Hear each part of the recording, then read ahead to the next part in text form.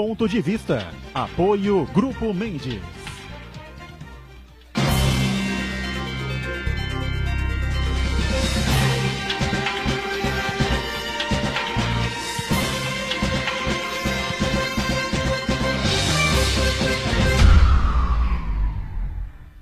Pessoal, olá, estamos abrindo aqui o Ponto de Vista, não é? Você sempre acompanhando com a gente segunda a sexta-feira, este horário da 1h30 da tarde, horário do almoço, tradição da discussão política, cada vez mais misturada, não é? Com a discussão policial, página política e página policial, praticamente a mesma coisa, né? Dá para juntar as duas editorias, lamentável, tristemente dá para juntar as duas editorias nos principais jornais e redes de TV e rádio pelo Brasil afora, e sites também, né? Que é uma coisa triste e lamentável, né? Enfim, o debate, a discussão política / policial, né? E os assuntos importantes que formam aqui a nossa pauta da cidade, os temas importantes da região metropolitana e os assuntos de interesse nacional. Reprise do Ponto de Vista de segunda a sexta, enquanto a TV transmite os jogos da Unisanta, você acompanha a partir da 1h30 da manhã. Encerrados os jogos, a gente volta com a reprise para o horário habitual, às 20 horas, 8 da noite. Ontem, durante o Ponto de Vista, nós chegamos a comentar aqui que a Polícia Federal estava em campo, né? 600 agentes aí, em alguns estados brasileiros, São Paulo e Baixada Santista, principalmente, né? Aqui para o nosso mundinho, espalhados atrás dessa Operação Prato Feito, né? Que, desgraçadamente, corria atrás de desgraçados que ganham dinheiro em cima de falsificação de merenda, né? Onde deveria ter carne, tem ovo, onde deveria ter leite, tem suco, uma coisa assim podre, né? Esculhambada, escrachada, vergonhosa, ordinária, suja, né? Todos os sinônimos ou palavrões que você possa citar para um sujeito que imagina fazer esse tipo de coisa, é muito pouca coisa, né? Para o cara que faz, então, acho que talvez jogar óleo fervendo, né? No dedo, né? Depois deixar o cara talvez assim uma semana, 15 dias sem comer, né? É quando a fome está realmente esculhambando o estômago do cara, joga um ovo no chão, quebra o ovo e fala, tá aí um ovinho para você, entendeu? Não tem carne para você, entendeu? Quer leite? Então, esse resto aqui, essa laranja aqui que já está sugada aqui, alguém na língua, come aí, vê aí se você gosta, entendeu? Quer dizer, olha onde nós chegamos, a que ponto chegou o ser humano e a política não, né? A aberração, o desvio que a gente tem de moral, de caráter no nosso país, infelizmente, né? E 3 cidades aí visitadas pela Polícia Federal, me parece que a coisa realmente é grave nesses 3 municípios, Cubatão, Peruíbe e especialmente Mongaguá, onde o prefeito teve a sua casa devastada e alguns documentos foram encontrados, mas além dos documentos, meu amigo, R$ 5.391.789,17 na casa do prefeito Arthur Parada Próstita em espécie, não é? Parte em reais e outra parte em dólares, né? Vamos discutir, debater muito essa coisa aqui, esse assunto todo, essa vergonha, esse lixo, né, que nós estamos enfiados. Recebendo com prazer mais uma vez o Fernando Chagas, cientista político, né, que evidentemente deve estar aí enojado também como a gente está com toda essa situação, né, Chagas? Tudo certo aí? Quer Olá. Dizer, com saúde. Né? Com saúde. Olá, amigos, um abraço a todos, pessoas telespectadores. Sem fazer um julgamento, uma condenação precipitada, né? Fala de forma geral, né? O político e também o empresário brasileiro, eles não perceberam que a tecnologia e a transparência hoje pegam qualquer desvio que venha a ser cometido por essas pessoas. Nós estamos no século XXI e os políticos e empresários brasileiros que participam, né, dessa relação pouco republicana, né, ainda não perceberam que o mundo mudou, o Brasil mudou. E a população brasileira não aceita mais esse tipo de desvio de dinheiro público. Até porque, quando se mexe em dinheiro público de uma construtora, de uma empreiteira, vem do tributo. Mas quando o dinheiro também vem do tributo e mexe na merenda, mexe na alimentação, mexe na educação e mexe na saúde, aí a coisa toma uma proporção bem maior. Então, os políticos e empresários brasileiros que ainda insistem nessa prática, até nós estamos comentando, é uma engrenagem que parece que a bicicleta não pode parar de pedalar, né? Mas não dá mais para continuar. Quem insistir nesse tipo de atuação, nesse tipo de ação, vai ser surpreendido mais cedo ou mais tarde. Tecnologia hoje rastreia todo o desvio de dinheiro público e a transparência é muito grande. Eu dou até um exemplo. Todos os empenhos que se faz numa prefeitura, hoje, imediatamente cai no Tribunal de Contas do Estado de São Paulo. Então, o Tribunal de Contas do Estado de São Paulo sabe tudo o que ocorre imediatamente numa prefeitura quando você empenha. Quando empenha, que você compromete aquele dinheiro e depois paga. E assim foi o que o Tribunal de Contas da União fez. Foi o Tribunal de Contas da União que verificou que aquele dinheiro não estava chegando ao seu destino e acionou a Polícia Federal, e a Polícia Federal chegou a esse ponto. Sem nenhuma condenação, sem nenhum julgamento antecipado, porém, esse tipo de situação ele vai se repetir por várias vezes em várias prefeituras, em vários estados, enquanto os políticos e empresários brasileiros entenderem que essa forma de tratar o dinheiro público.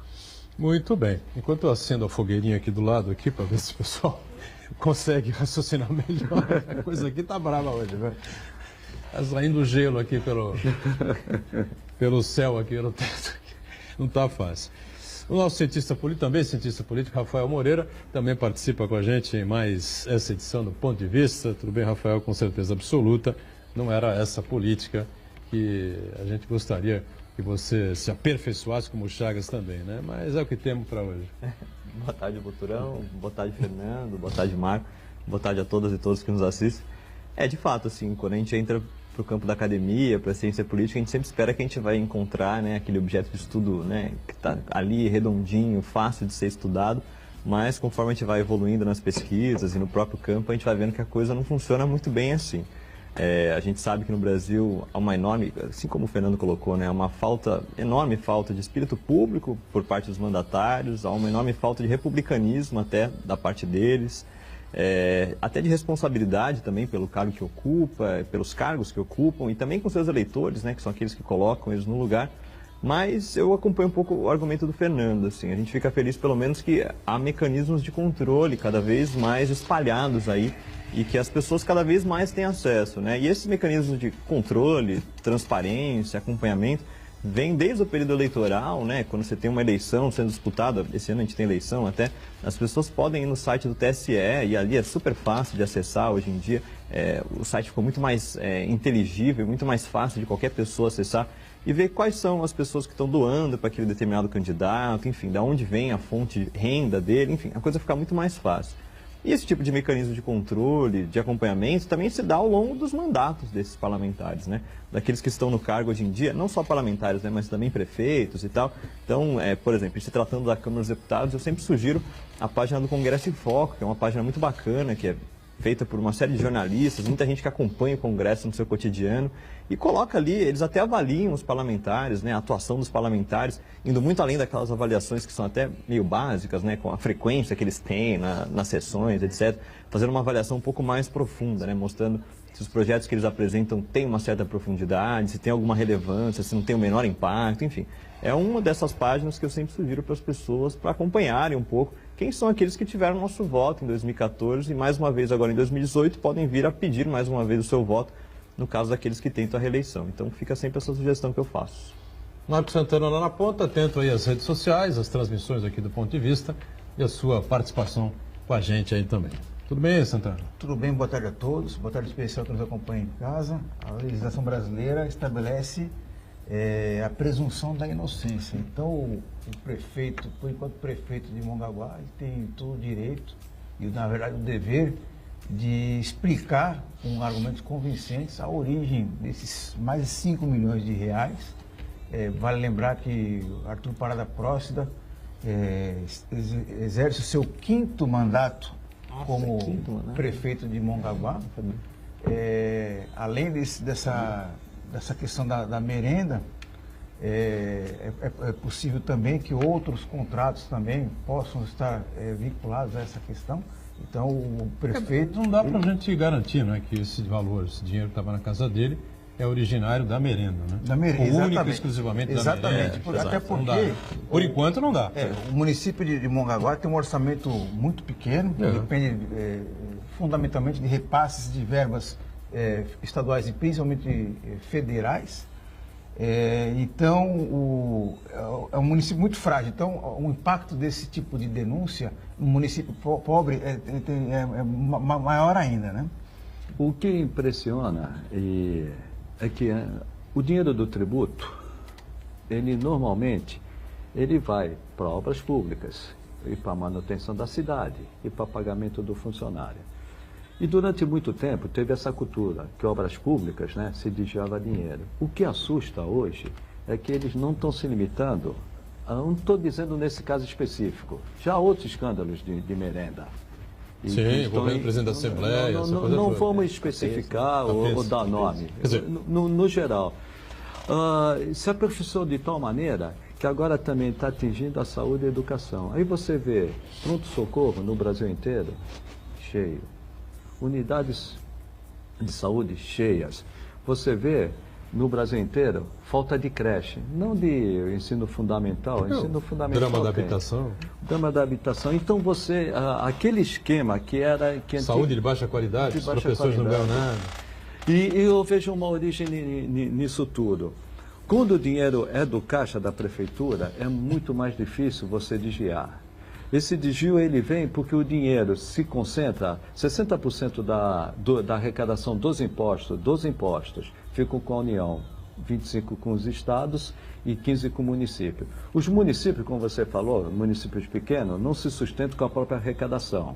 E se sustentasse com a própria arrecadação, seria difícil desviar, porque você tem todo esse controle no Tesouro Municipal. Esse dinheiro ou vem do Estado ou vem da União, vem principalmente da União, ou do Fundo de Participação dos Municípios, ou então do Fundo de Participação na Receita dos Estados. Ele também vem dos convênios para a saúde e educação. Como esses municípios não têm recursos próprios para fazer grandes obras e desviar, o que entrou e que me surpreendeu? Não é vou falar nesse caso, geral. Você começa a entrar na saúde e na educação. Então, o que eu vejo? Tem uma origem. A origem é que a União concentra toda a arrecadação, só que tudo ocorre no município. Se o dinheiro viesse direto para o município, não digo que não seria também desviado, mas o controle... A chance seria menor, né? O controle diminuiria seria a chance. maior, né? Claro. Só que isso que eu estou falando é utopia. Você está roubando o cofre do É. município. O que eu estou falando é utopia. Aí, na verdade, não, você está pegando um percentual, uma comissão né? que o controle é Do bem mais convênio, difícil. É o convênio. Nesse convênio, faz um convênio entre prefeitura e União. Mas o superfaturamento tanto ocorre com o dinheiro que é do próprio município e da transferência. É muito mais fácil você fazer o controle é mais difícil. Tanto quem apontou, se isso for verdadeiro, quem apontou foi o Tribunal de Contas da União. Enquanto que hoje toda a despesa do município, você fez uma despesa, já cai imediatamente, isso no Estado de São Paulo, já cai imediatamente no Tribunal de Contas do Estado de São Paulo. Então fica muito mais difícil. Pode até desviar, mas fica muito... Então nós temos uma origem. Além da origem, né, esse hábito do brasileiro de desviar dinheiro público, né, quando eu digo do brasileiro, esse conluio entre político e empresário. Em pleno século XXI, quando você sabe que hoje esse dinheiro você não pode nem colocar no sistema bancário. Se você colocar no sistema bancário, você logo vai ser surpreendido, porque a Receita Federal vai pedir a origem. Por isso essa montanha de dinheiro na Bahia, né? Gedel, Então, isso que eu ia comentar, é impressionante o valor encontrado na casa do prefeito de Mongaguá, que vamos lembrar que o Gedel Vieira Lima, que é um protagonista da política nacional, envolvido com contratos bilionários, tinha 53 milhões na casa foi dele. Foi vice-presidente da Caixa. Foi presidente estatal, né? Agora, o prefeito de uma cidade pobre, que é Mongaguá, que tem um orçamento baixíssimo, ele tinha 5 milhões de origem não declarada, né? Não, é tanto que ele não justificou e foi preso. Mas eu acho que tem outro ponto, assim, que a gente tem que cobrir também, assim, né? Até para explicar para quem está nos assistindo, né? O Estado brasileiro se estrutura por meio do federalismo, né? A gente tem estados que são unitários, né? Onde não há uma divisão de poderes em níveis, e no caso brasileiro a gente tem essa divisão em níveis, né? A gente tem a União, estados, municípios, né? O orçamento geral da União, né? Que é aberto, né? Todo mundo pode acessar, enfim, é dali que vem a maioria dos tributos que são repassados a estados e municípios. A questão é, a gente tende muitas vezes a atribuir a questão, por exemplo, das creches, dos hospitais, né, das escolas públicas, enfim, que muitas vezes estão com uma estrutura extremamente precária, a gente tende sempre a atribuir isso à questão da corrupção, né? Mas a questão não é tão só da corrupção. A corrupção também cumpre um papel importante nisso, mas há também questões ideológicas que permeiam os mandatários e que levam a eles a tomar determinadas escolhas sobre como gerir o orçamento. Para roubar? Não no sentido de roubar, mas no sentido de distribuir qual a porcentagem que vai ser dedicada à educação, à saúde. Isso está no Orçamento Geral da União, tem uma determinada porcentagem e tal. Isso passa por decisões ideológicas. Não devia estar no Orçamento da União. Exato, mas a questão é, a porcentagem que o Brasil gasta nessas áreas das políticas públicas, em comparação com países que são desenvolvidos ou que pleiteiam algum dia ser desenvolvidos, ela é extremamente baixa, assim, ela é muito baixa. Para além da questão da corrupção, a quantidade de dinheiro, em geral, que a gente investe nessas áreas, ela é muito baixa, assim. Isso leva o quê? Leva professores extremamente mal pagos, né? Leva escolas que têm teto desabando, com ninho de pomba dentro, leva o quê? Hospitais que alagam a cada chuva, leva você a fazer uma cirurgia no hospital público, Rafael, e ela ser adiada porque não tem gás. O índice de sacanagem que existe aí no meio desse caminho grande, aí, também é grande. Diminui ainda mais, né? A chance muito de você mais ter, a chance sim. de você fazer qualquer coisa. Sim, claro, mas aí tem outra. Mas quando a gente melhor, coloca isso em escala, né? Por exemplo, assim, a gente pega o Orçamento Geral da União, né? A gente tem uma determinada porcentagem ali que vai para o pagamento da dívida pública. Isso pega metade do PIB, metade da arrecadação anual. Ou seja, tudo que você paga em impostos, que as pessoas reclamam que a gente tem uma carga tributária muito alta no Brasil, metade disso vai simplesmente para pagar juros da dívida. Ou seja, todo o resto que sobra é aquilo que vai para educação, saúde, segurança. Então, assim, tem um buraco aqui que é muito grande também e que, lógico, se soma a questão da corrupção, se soma desvio de dinheiro público, enfim. A questão não é só essa da corrupção, por isso que eu sempre tento colocar. E a porcentagem que você delimita no seu próprio país, no que vai ser gasto em saúde, educação, isso passa por questões ideológicas, né? Você definir ali que 10% do seu orçamento geral, de tudo que é arrecadado, vai ser aquilo que vai ser gasto com educação, isso passa por uma escolha ideológica. Né? Você está decidindo ali que 10% de tudo que foi pago de imposto naquele ano é aquilo que o seu país vai gastar com a educação. A questão é, mais uma vez, quando a gente compara com países de primeiro mundo, a porcentagem que o Brasil gasta nessas áreas, ela está muito atrás. Está muito, mas muito aquém daquilo que se gasta nesses países e daqueles que pleiteiam algum dia ter um nível de educação mínimo ali, né, que já erradicaram analfabetismo, por exemplo, que tem taxas educacionais muito mais altas do que a nossa, né? A gente tem um período escolar aí que é muito pouco cumprido pelas pessoas, porque muitas vezes elas têm que começar a trabalhar, elas vão ingressar no mercado de trabalho, enfim, a gente sabe como é que é a condição de vida da maior parte da população brasileira. E ele é muito distinta, muitas vezes, da nossa, né? A gente, por exemplo, no meu caso, eu passei por uma escola muito boa, né? A gente tem uma trajetória de vida aí que a gente sempre coloca, né? Ela faz parte de uma camada extremamente privilegiada da população brasileira, muito diferente daquela que está ali na base da pirâmide social do Brasil, né? Eu acho o seguinte, eu já falei isso aqui 1 milhão de vezes, né? Você tem que mudar radicalmente esse pacto federativo, acabar com essa história dos 60% na mão da União, dos 25% na mão do Estado, e o dinheiro tem que ficar no município. Se o município arrecada 2 bilhões e 600 milhões de reais, eu não sei, basicamente esse é o orçamento aqui da cidade, você tem que estabelecer, de acordo com o orçamento da cidade, com as necessidades da cidade, como Santos, por exemplo, um percentual que ele vai repassar à União e outro percentual que ele vai repassar ao governo do Estado. Não pode ser o contrário. Além da injustiça tributária, da injustiça fiscal, tem isso que o Chagas acabou de colocar aqui. Fica uma sopinha no mel. Claro que Santos é uma cidade completamente diferenciada em relação a isso, né? A fiscalização é extremamente dura, intensa, em relação a esses convênios, esse retorno aí do investimento, do dinheiro, enfim. Mas mesmo assim, há uma injustiça tributária gigantesca. Prefeitos ficam todos aí com o pires na mão para poder arrumar um dinheiro para trocar a iluminação das ruas, das avenidas. Ficam com o pires na mão para poder passar asfalto na cidade, para fazer manutenção nas policlínicas, nos hospitais. Os professores querem fazer greve porque não ganham bem. Aí se você vai pagar melhor o professor, você arrebenta o orçamento, porque agosto e setembro você não paga mais. Quer dizer, eu não estou mentindo, estou inventando nada. É verdade. Tem um script ali. Até nos bastidores nós estávamos comentando. Possibilidade disso acontecer no município de Santos não existe. O controle é muito grande. Como eu digo que não existe em Campinas, O controle também é muito... Eu digo cidades grandes que têm arrecadação própria. Além disso, tenho 38 anos de prefeitura no município de Santos, passei por vários prefeitos, nenhum em nenhum momento arriscou chegar na Secretaria de Finanças e propor qualquer tipo de ação que não fosse estritamente legal. Então, passei uns 5, 6 prefeitos, ou até mais. O controle aqui no município de Santos, eu não vou só falar do município, Campinas também tem esse controle, Ribeirão Preto, grandes municípios têm esse controle.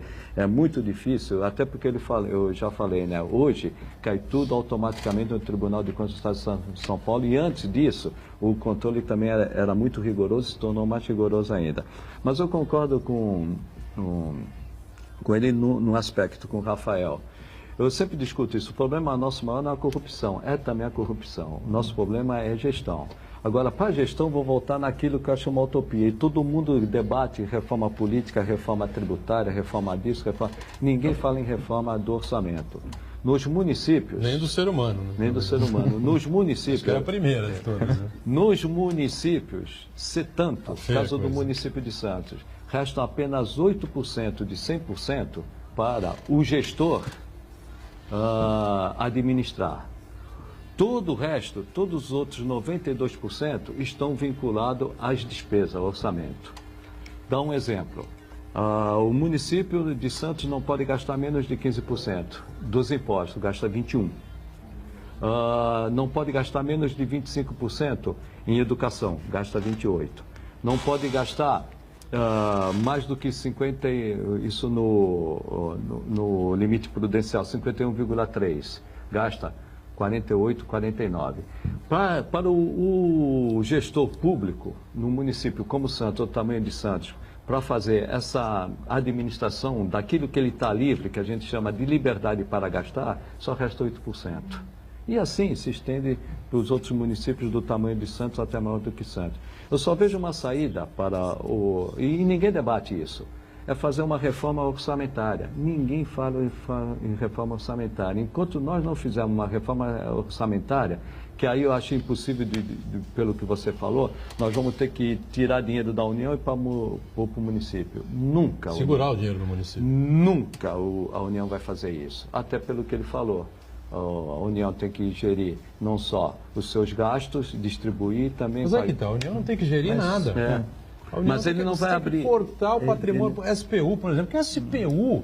Por que a União precisa ter um patrimônio para gerir, meu Deus do céu? Aí passou o controle das praias... Para a praia no município de Santos. Agora para o município, finalmente, correto.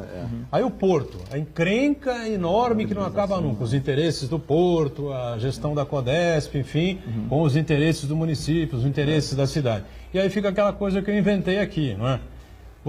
Santos é uma atração turística mundial, interplanetária. Porque é o único lugar do planeta, talvez, que você, em determinado lugar que você esteja da cidade, você está em lugar nenhum. Pô, já falei outra vez, vou falar isso aqui todo dia. Você atravessa do Museu Pelé em direção aos armazéns, de 1 a 8, você está em lugar nenhum. Você está onde? Porque não pertence à cidade, não é do município, é da União. O que é a União? Não é nada. E nunca a União celebrou um convênio com o município de Santos. Chegaram até a falar isso. Nunca houve uma celebração de um convênio entre a União e o município de Santos para exploração daquele coisa que falo, né, seria o Porto Madeiro de Santos. Então, estourado aqui no nosso bloco, aqui, vamos para o intervalo, voltamos já para falar ainda sobre esse assunto, que a Polícia Federal teve também, além de Mongaguá, você sabe, em Peruíbe, e a prefeita Ana Preto está sendo acusada formalmente, está sendo investigada, e a ex-prefeita Ana Preto e ex-prefeita Márcia Rosa. Ana Preto era do PTB na época que era prefeita de Peruíbe, e a Márcia Rosa era do PT e segue no PT. Voltamos já.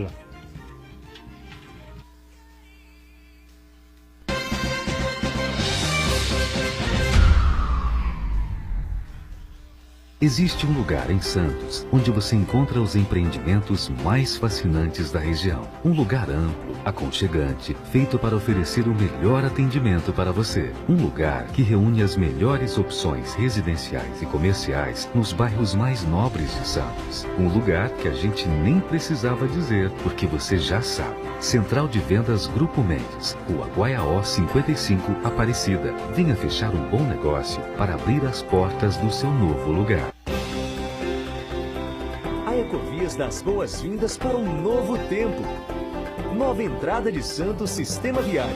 Chegou a obra que todos aguardavam. Mais agilidade, segurança e conforto para moradores e turistas. Reformulação dos acessos à cidade e ao porto. Novas vias locais, 3 viadutos, 2 passarelas, ciclovia, para melhorar a sua vida. Nova entrada de Santos Sistema Viário. Boas-vindas para uma vida melhor. Santa Cecília TV no canal 52.1 HD. Se você ainda está com dificuldade de sintonizar a Santa Cecília TV em alta definição pelo sinal digital, você precisa escanear os canais da sua TV através da autoprogramação no seu controle remoto.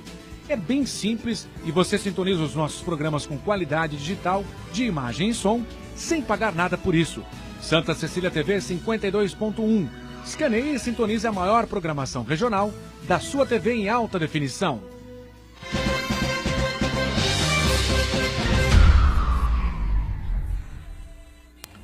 Tudo bem, sequência do ponto de vista, né? Nós estamos aqui com o Chagas, com o Rafael Moreira, o Marcos Santana, né?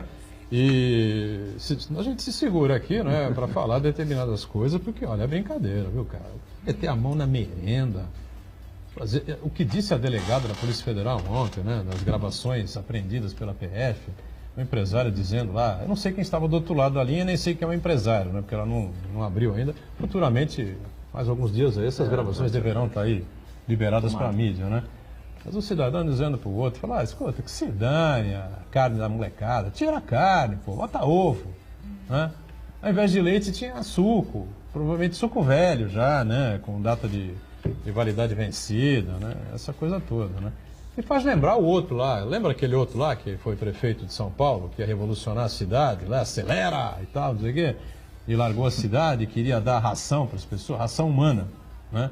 Para as pessoas, né? Depois não era bem assim e tal, a ração humana, mas olha, ficou muito mal explicado aquilo lá também. Mas é que ele vai querer dar ração humana para o estado inteiro, hein?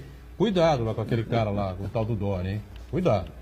Então, sabe, são coisas que a gente não... O ser humano não pode aceitar esse tipo de coisa, viu, Rafael? Só para completar aqui, a gente tem essa questão do prefeito Arthur Parada Próxida, surpreendeu aí alguns tucanos de alta plumagem, porque eu conversei ontem, né? Ninguém esperava isso do Arthur, mas esses 5.300.000 encontrados ele não justificou para a polícia, não explicou para a Polícia Federal o que era, por isso foi preso, né? Dificilmente vai conseguir explicar, mas não tem, como eu disse no início do programa, porque com o Santana não há uma ligação direta ainda dessa questão aí da Operação Prato Feito, né? Foi busca e apreensão de computadores, de informações, de documentos, enfim, na casa dele, e a Polícia Federal encontrou essa fábula de dinheiro. E aí a Polícia Federal também esteve em Cubatão, né? E em Peruíbe, vistoriando as prefeituras, lá, entrevistando funcionários, né? Gente da área de finanças, da área de educação, essa coisa toda. E a ex-prefeita Márcia Rosa, do PT, é investigada, com todas as críticas, né, que eu tenho em relação à administração que ela fez em Cubatão. Márcia Rosa deve ser recordista mundial de troca de secretários. Ela trocou 60 secretários em 4 anos de governo. O primeiro mandato, 60 secretários. Juntando com o segundo mandato, passou de 100 as trocas. Uma coisa inacreditável o que aconteceu em Cubatão. Segundo informações, tinham 2 administrações acontecendo lá, né? A oficial e a do PT, né? Tinha gente de Suzano, gente de Mogi das Cruzes, gente de Diadema, gente de Ribeirão Pires, gente do Raico Parta, para a prefeitura administrada pela Márcia Rosa. É sempre assim, né? Mas a pessoa da Márcia Rosa, eu conheço a Márcia Rosa há bastante tempo, tenho muitas informações, eu duvido, ficaria extremamente surpreso, duvido, né, que a Márcia Rosa tenha posto a mão em dinheiro que não era dela, ou seja, que a Márcia Rosa tenha se locupletado de dinheiro público Cubatão. Duvido que isso tenha acontecido. Ficarei realmente muito surpreso se algo em contrário for provado. Com relação à Ana Preto, pouquíssimas informações eu tenho em relação a ex-prefeito do Peruíbe, até porque ela não falava com ninguém. Diga, Santana, Rafael, fica à vontade. Só registrar a participação aqui do Uriel Vilas Boas. Ele disse que a operação que descobriu a ação desonesta de alguns prefeitos envolve também servidores. E foram investigações de vários meses. É mais uma demonstração de que é preciso debater a formalização de mecanismos com a participação da comunidade, moradores e sindicatos. Mas ele quer dizer o que com isso? Que Temos que mudar o sistema de contratação de funcionários públicos. Eu acho que talvez seja mais ampliar a participação da sociedade na fiscalização, né? Por Mais exemplo, que a política não se restringe à representação. Por exemplo, no município de Santos, para celebrar um convênio na saúde e na educação, precisa passar pelos seus respectivos conselhos, que são formados por servidores públicos de carreira e pela sociedade. Talvez seja isso que o Uriel queira falar. Sim, mas ainda assim, acho que isso também sugere alguns problemas, né? Eu concordo com o Uriel nessa colocação, mas a gente tem que muitas vezes ver também a composição desses conselhos, né? Esses conselhos que têm uma função muito interessante, né? De realizar audiências públicas, enfim, abrir para a comunidade da cidade, onde está sendo discutida uma determinada legislação, para ouvir o que a própria população tem a dizer. Muitas vezes esses próprios conselhos têm uma composição ali muito complicada, né, que não representa de fato o interesse popular e que muitas vezes acaba representando o interesse de camadas ali privilegiadas até economicamente, né?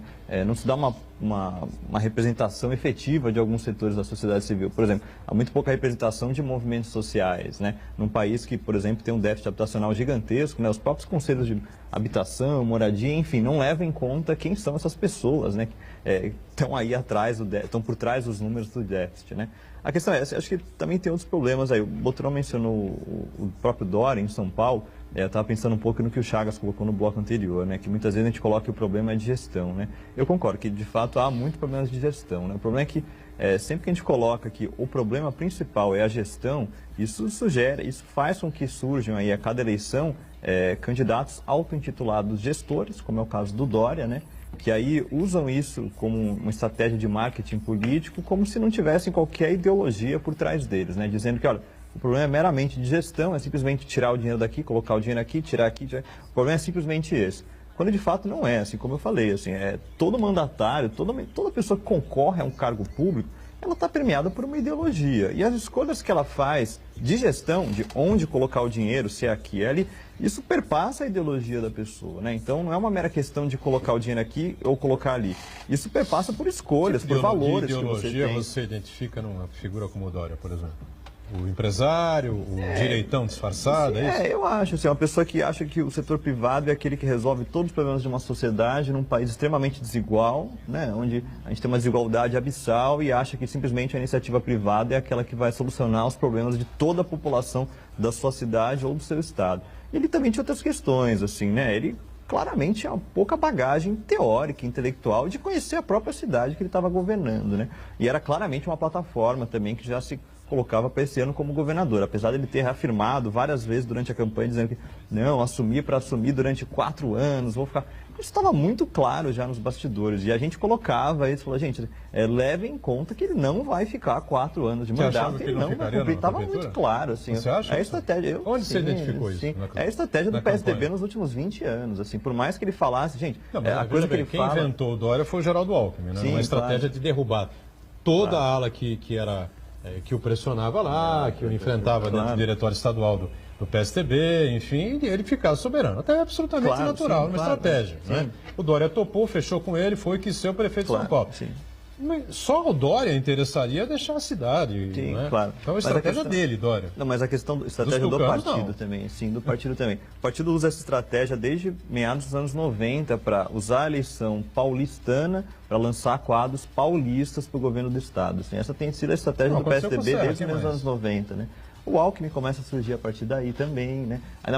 Ainda que você lance um candidato que depois não ganha na eleição de São Paulo, da cidade de São Paulo, ela acaba ali tendo um cacife político eleitoral que ela pode usar isso depois ali na frente do governo do Estado. Era né? vice do Covas. Covas faleceu e ele assumiu. Exato, sim, a coisa vai indo assim. Essa é a estratégia do Estado. Ele conseguiu se manter como governador. Inclusive havia muita dúvida, será que ele vai ser o candidato? Claro, em 2002, sim, não sei o quê. Claro. E ele aglutinou, fechou com o Grupo Covas todo, né?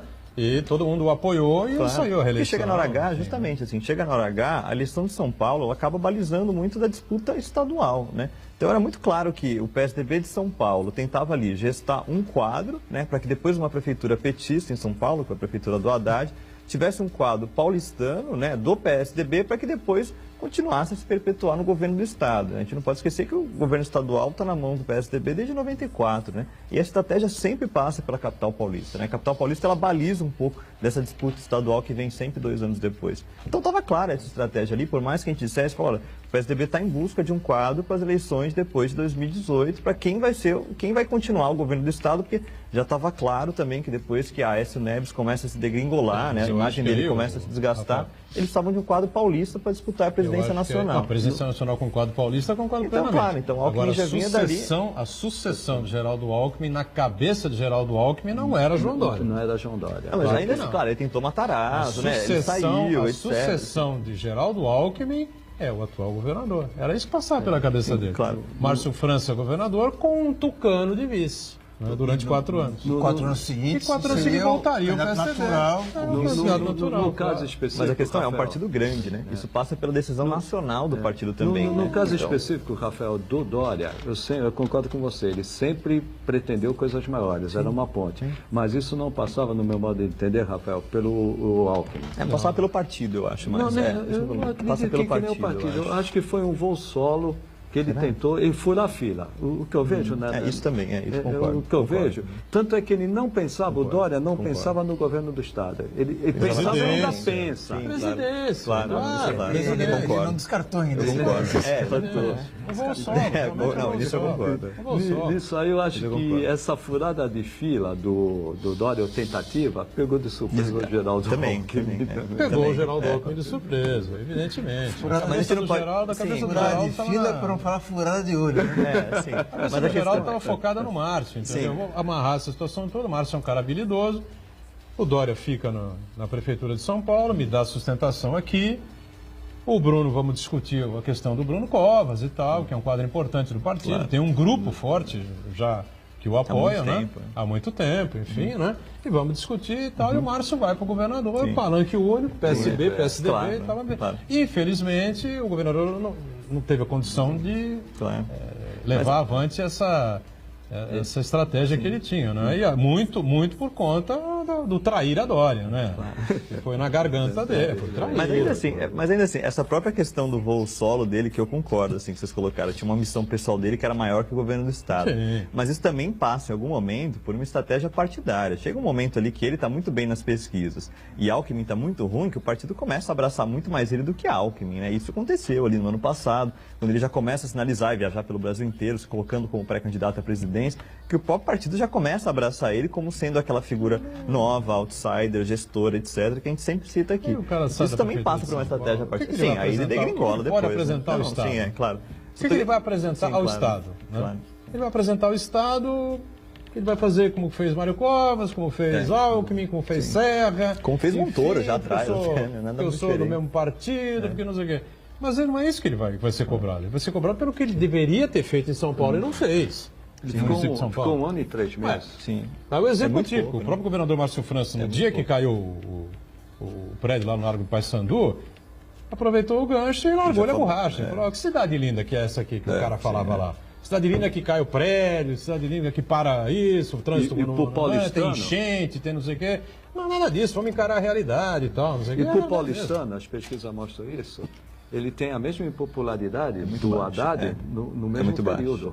é muito baixo. Muito Mas- baixo. Então, para o paulistano, pode até estar bem nas pesquisas no Estado. Ele é muito Sim, bom de marketing. justamente, assim, Mas essa é a o questão. paulistano Sim, tem rejeitado a atuação do... Então, Chagas, eu ia comentar o seguinte, que essa a preferência pelo Dória no estado inteiro, nesse momento, que de certo modo é alta, na verdade é uma impressão que as pessoas imaginam Um que recall, ele, eu acho, viu? imaginam que ele seja, né? Um recall. Em função Um recall, ele dessa imagem Sim, uma questão muito mais de marqueteira. marketing do que de Agora, fato. do ponto de vista prático, o paulistano ele tem muito mais condição de avaliar o desempenho do Alckmin como ele se diz, gestor, né? Que não aprovou. Por isso que a O paulistano rejeição não dele aprovou. Sim. aumenta bastante entre os paulistanos. Né? Claro. Então, isso daí eu acho que a tendência, durante a campanha eleitoral, com a propaganda dos demais candidatos, isso aí vira à tona e a preferência indicada agora nas pesquisas, ela ir caindo gradativamente. Mas aí acho que também tem uma explicação histórica aqui que é importante a gente colocar. Assim, essa sucessiva eleição de candidatos do PSDB para o governo do estado de São Paulo, assim, que vem lá desde trás, ela se dá sobretudo pelas bases eleitorais que o partido construiu no interior. Lógico, todo candidato ao governo do estado tem que ter uma porcentagem boa de votos na capital paulista. A questão é, essa perpetuação no governo do estado, ela se dá por quê? Porque o PSDB é o partido que tem uma das maiores estruturas dentro do estado de São Paulo, estrutura de diretório, de vereadores, de prefeitos, etc. Tinha, né? Sim, não tinha, ela vem mudando com o passar do tempo. Mas tem um, sim, claro, a coisa vem depois. Pegava pesado, o PT crescendo assustadoramente, tanto que ia lá no Porta do Planalto, dizer que tinha que apanhar, que bater, que não sei o quê, mas assim, tem lá no caminhão de som. Mas tem um estudo muito bacana que eu até sugiro às pessoas, depois eu até posso enviar o link, tem uma dissertação de mestrado que é muito recente, de 2 anos atrás, que um colega meu do Departamento de Ciência Política foi tentar entender justamente como se dava essa perpetuação no governo do Estado do PSDB. E ele foi lá, esmiuçou dados desde os anos 90 e tal, e a conclusão que ele chega é essa, né? O Estado mais importante do país. Sim, exato. Né? E que é isso que, nos últimos anos, tem sempre cacifado o PSDB a colocar um quadro importante na disputa à presidência nacional e tal. Isso sempre vem dali, né? Então, quem quiser, eu até mando a dissertação. Do interior, comparativamente com o resto do Brasil, ele vê que o Estado de São Paulo está bem mais avançado. Então ele repete. Ele só muda quando ele vê que a coisa não está boa, quando ele está descontente. Vendo o interior do São Paulo, comparativamente com o resto do país, é um avanço tremendo. Colégio do Brasil, uma colégio eleitoral do Brasil. Inclusive, se a metade é da Grande São Paulo, dos eleitores... Então, metade está para dentro, né? Então ele vê, comparativamente está bom. Quando está bom, quando o candidato é aprovado ou apoia um candidato do mesmo partido e o eleitor está contente, ele vota. Ele imagina que fez uma... Para a gente tentar amarrar essa coisa aí, nós fugimos um pouco do assunto, evidentemente, né? Mas também não tem muito mais o que a gente tem que aguardar, as apurações desses casos todos, do propinoduto, não é? Das merendas escolares que chegaram aqui à região metropolitana, infelizmente, né? O caso de Cubatão e Peruíbe, mas especificamente o caso do Arthur Parada Próximo, prefeito de Mongaguá, né? Está em cana, está preso, se não justificar os 5 milhões e 300 mil em casa, permanece preso. Eu não sei se é temporária ou preventiva. Também não sei. Se for temporária, vai ter que passar para preventiva. Pode ir mais 5 dias de temporária e depois preventiva. Agora, e o dinheiro? Apreendido? O dinheiro é apreendido. Agora, ele é um dinheiro não declarado que ele vai ter que justificar. É o que nós estamos falando. Não estão fazendo nenhum julgamento aqui, juízo de valor, nem julgamento de mérito. Ele vai ter que justificar de onde saiu esse dinheiro.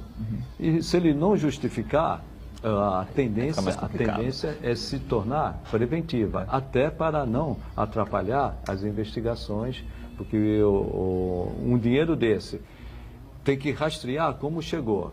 E uma pessoa investigada solta, ela pode atrapalhar as investigações. Então, a tendência, se ele não justificar no curto prazo de tempo, é se tornar preventiva, sem fazer, repito, julgamento de mérito, julgamento de valor da origem desse dinheiro. O cara trabalha a vida inteira, bicho, se ganhar um bom salário. Suponhamos que você ganha um bom salário. Não que é um bom salário, 20 pau por mês, alguma coisa assim. É um ótimo salário. No Brasil, isso é um ótimo salário. Um bom salário, 20 mil, vamos dizer assim. Social, né? Brasil. Se o cara ganhar 20 pau por mês, o casal, enfim, com 2 filhos, enfim, quando chegar na faixa dos 70 anos, talvez o cara consiga ter acumulado lá uns 2 milhões e meio, talvez, né? Se tiver cabeça, se souber guardar, se for rigoroso com as contas de casa e tal. O Guara tinha em casa R$5.391.789,17. É brincadeira. Intervalo, voltamos daqui a pouquinho, né? Uma tristeza.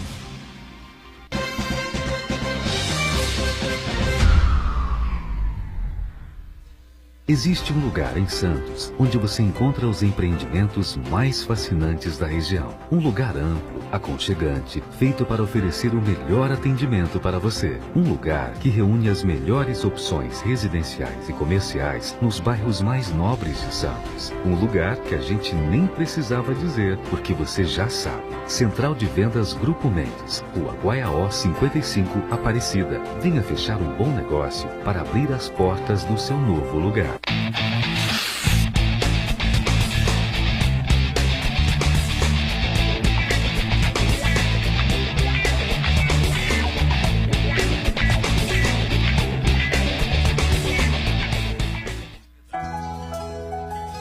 Nesse Dia das Mães, convidamos pessoas ilustres para falar sobre essas mulheres que são tão importantes em nossas vidas. O que você acha da sua mãe? Ai, ela é demais, maravilhosa. Eu acho ela bonita e engraçada. O que você mais gosta dela? Eu gosto do cabelo dela porque é macio. Eu gosto da risada dela. Tem um barulho engraçado. O que você mais gosta que ela faça? Bolo de chocolate. Eu gosto quando ela faz carinho no meu cabelo pra eu dormir. Eu durmo rapidinho. Deixem um recado para suas mães. Feliz Dia das Mães! O Sistema Santa Cecília de Comunicação deseja um feliz Dia das Mães.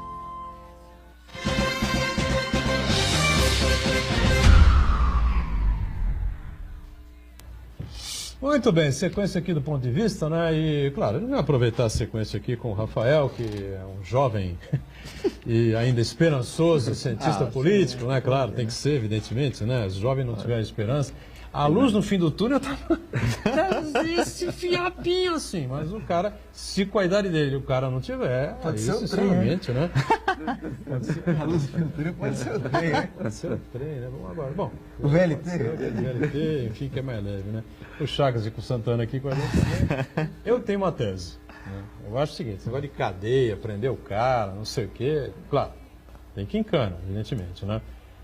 Morrer na crise, não adianta nada disso. O que adianta é você tomar do cara todo o patrimônio que o cara tem, limpar a conta bancária do sujeito. Se for empresário, você toma a empresa do cara, joga a leilão a empresa do cara, ou faz uma gestão momentânea, ali durante determinado período, para que alguma outra empresa possa encampar, para que algum outro empresário tenha condição de assumir, alguma coisa desse tipo. Ou seja, o cara vai virar pobre.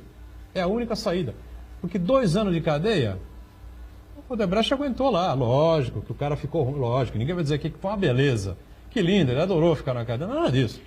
Claro, o cara emagrece, passa mal, fica depressivo. Os filhos sofrem. A família sofre uma humilhação terrível. Então, mas o cara voltou e está numa casa de 3 mil metros quadrados no Morumbi. Tá certo?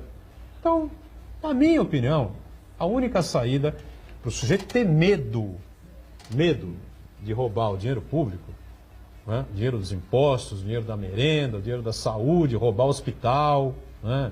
Dinheiro do hospital, essas coisas todas que a gente vê por aí, né? Desavergonhadamente no Brasil. É a hora, fala, meu amigo, se você for pego, você vai ficar em cana até a gente apurar tudo que você fez. Depois você volta, pobre. Uma mão na frente e outra atrás. Minha opinião. Não, eu sempre defendi essa tese, até aqui mesmo no ponto de vista. Uma vez eu perguntei para o Elias Jacó, né? Brilhante advogado, já foi promotor público, que eu não era favorável à cadeia. Hoje eu já sou favorável à cadeia. Mas mais do que a cadeia, é tomar o dinheiro, quanto que ele se beneficiou. É o quanto que ele tem que devolver e mais o dobro, como punição, como uma multa. Eu tomaria tudo. Eu vejo que essa é a maneira de limitar esse desvio de dinheiro público. Porque quando eu tenho na vida pública, eu tinha essa caneca e essa tampinha. Não, mas você tem esse aparelho de celular, esses papéis na mesa, 2 canetas agora, essas folhas aqui, embaixo você tem essa outra pasta aqui e tal.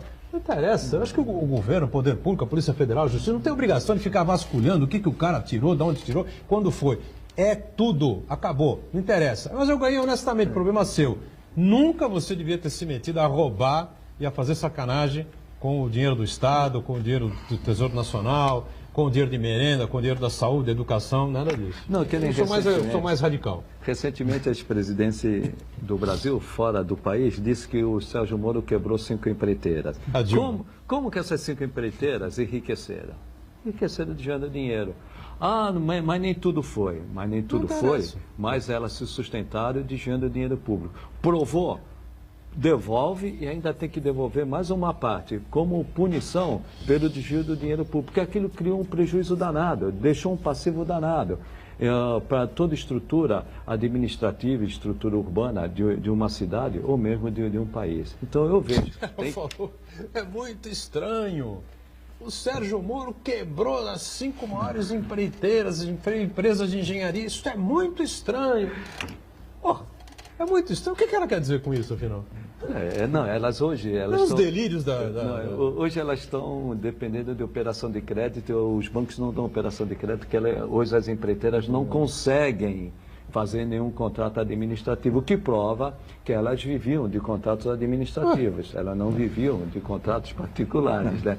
Agora, que vai ser difícil recuperar toda essa estrutura que essas empresas realmente tinham, elas tinham uma estrutura muito grande e perderam.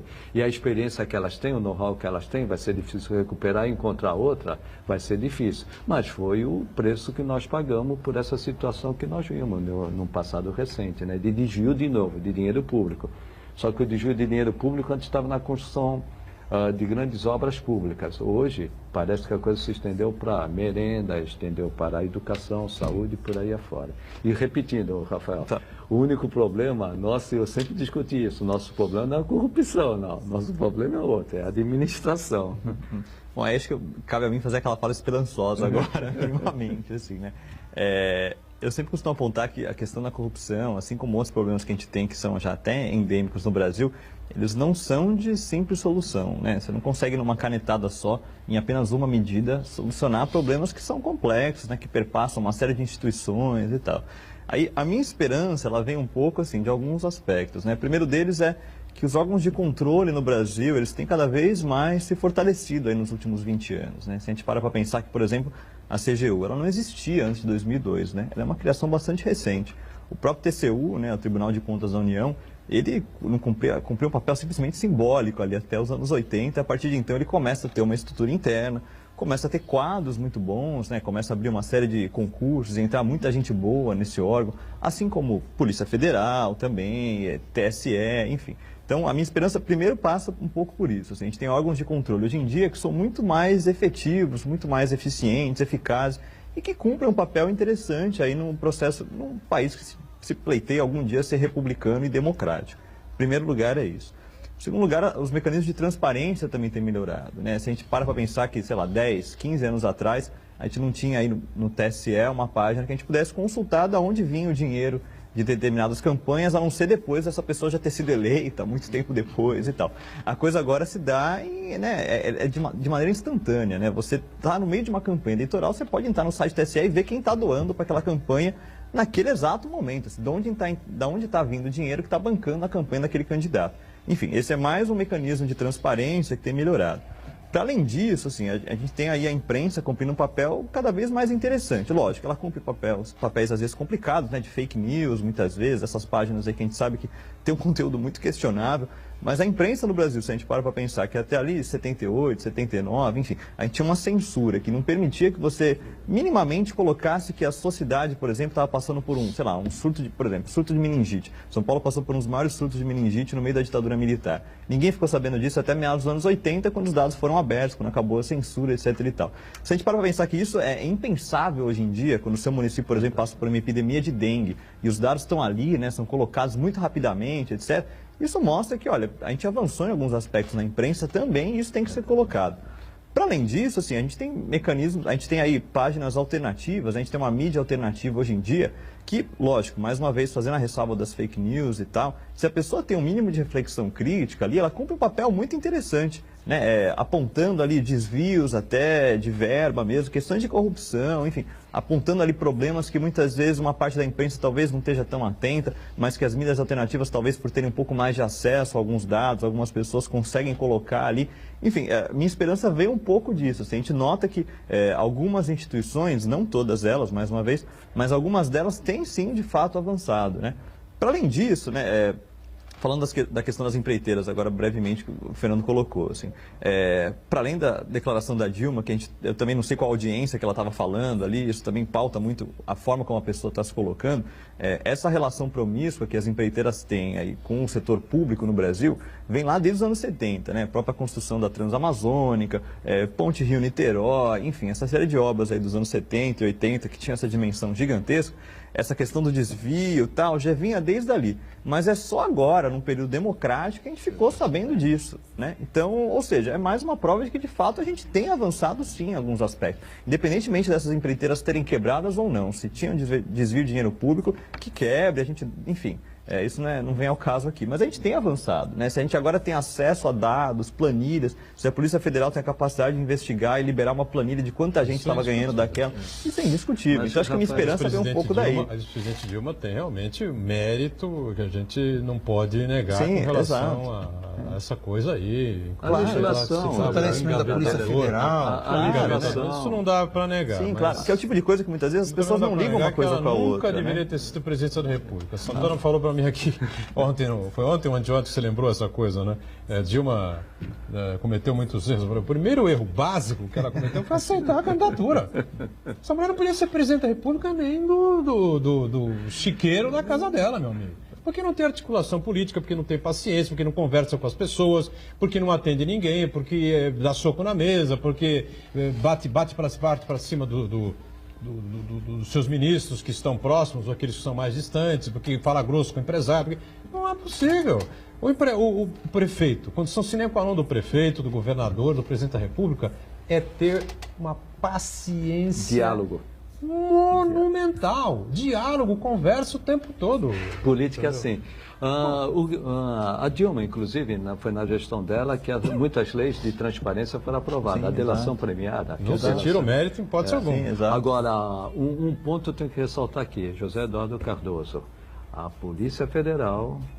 essa independência... Também se deve muito a ele. Se deve muito a ele. A Procuradoria-Geral da República também, na época do Fernando Henrique Cardoso, era chamado de engavetador-geral da República. Claro, hoje vemos o procurador denunciando o presidente da República. Houve uma avanço muito grande. O Zé Eduardo ele teve uma ação republicana. O que me preocupa, veio de 70, 80, Rafael, o que me preocupa, e isso eu acho difícil... o brasileiro se libertar, é o patrimonialismo. Sim. O privado com o público. Isso sim. O privado, a pessoa assume um cargo público. Pública. O cidadão assume um cargo público e acha que aquela cadeira, aquele carro, aquele dinheiro é dele. E ele mistura. Então ele acha que pode... Eu acho que isso é uma cultura que nós trouxemos lá desde do Cabral. Do Cabral eu vejo mais nas capitanias hereditárias. Eu vejo mais ali que pega um terreno aqui para você explorar e isso aqui é teu. E não era teu, era público. E dali em diante acho que nós trouxemos e até hoje nós não separamos o público do privado. Se um dia a gente conseguir quebrar essa cultura, eu acho que o Brasil dá um grande avanço. O político, sem querer, ele acaba misturando, ou querendo. Mas aí tem aquela coisa, público com privado. Do doente, um caso grave, um problema sério, enfim, não um câncer, porque o câncer isso aqui para quimioterapia, um câncer, pode ser um câncer mesmo, né? Ou você aplica a quimioterapia ou a radioterapia para você reduzir o tumor e poder fazer uma cirurgia em determinado órgão, né, para poder salvar o paciente, ou não tem jeito, entendeu? Com conversa, com diálogo, com antibiótico, com mertiolate, você não vai curar o câncer do cidadão. O Brasil é um país canceroso no que diz respeito a essa coisa da corrupção. É de A a Z, de norte a sul e de leste a oeste.